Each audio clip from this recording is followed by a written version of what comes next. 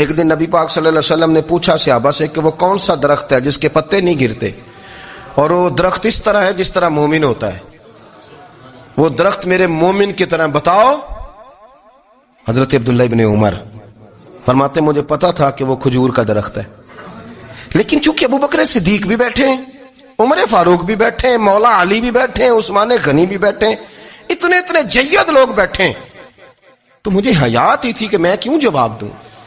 کہتے سرکار نے کئی دفعہ پوچھا، لوگوں نے کئی اور درخت بتائے، پر فرمایا تمہارا جواب درست نہیں ہے۔ آپ حیا کے اس پہلو پر غور کریں کہ سوال کا جواب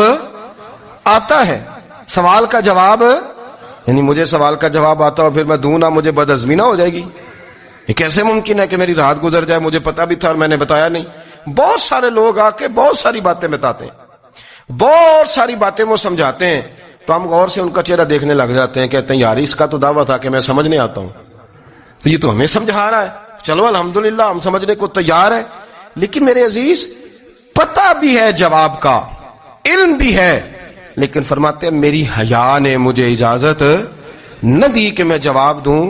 آپ فرماتے ہیں پھر حضور سے صحابہ نے عرض کی کہ یا رسول اللہ آپ ہی بتا دیں وہ درخت کون سا ہے، تو حضور نے فرمایا بھئی وہ کھجور کا درخت ہے۔ تو آپ فرماتے ہیں میں دل میں کہہ رہا تھا کہ الحمدللہ میرا جواب درست ہے، حالانکہ میں نے جواب دیا ہی نہیں۔ تو لفظوں میں حیا، جملوں میں حیا، آنکھوں میں حیا، اٹھنے میں حیا، بیٹھنے میں حیا، چلنے میں حیا ایک خوبصورت حسن ہے، اور نبی پاک صلی اللہ علیہ وسلم نے فرمایا جب تو بے حیا ہو جائے نا پھر تو آزاد ہے، پھر تو جو مرضی کا، پھر تو جو۔ اس لیے بزرگ جب کسی کو بے حیا کہتے تھے نا، اللہ اکبر، اور جب کسی کو کہتے تھے نا یہ بے حیا ہے، تو لوگ سمجھتے تھے کہ کوئی ہلکی سی بات کر دی ہے،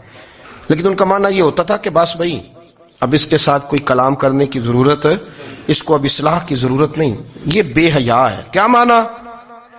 کہ اب یہ جو اس کے دل میں آئے گا وہ کرے گا، جو اس کی طبیعت چاہے گی وہ کرے گا، اب یہ کسی پہلو بھی قابو آنے کو تیار، بے حیا ہو گیا۔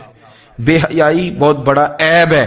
اور جو لوگ کہتے ہیں کہ ہمیں بالکل آزادی ہونی چاہیے، ہمارا اپنا جسم ہے تو ہماری اپنی مرضی چلے گی۔ ایک وزیر صاحب ہیں، پتہ نہیں میں ان کو جانتا تو نہیں، انہوں نے سینٹ میں تقریر کی ہے، میں نے ان کی بات سنی ہے، اس نے کہا نہیں بھائی جسم رب کا ہے تو مرضی بھی تو رب کریم کی چلے گی، اور مرضی بھی اللہ کی۔ یہ مجھے تھوڑا سا مسئلہ ہے جسم پر، کبھی کبھی مجھے کثرت سفر سے الرجی ہو جاتی ہے۔ میرے ساتھ لوگ نا دل سے پیار کرتے ہیں، شاید ہی کوئی اچھا ڈاکٹر ہو جس تک میرے سنگی مجھے لے کے نہ گئے ہوں، پر جسم اللہ کا ہے نا،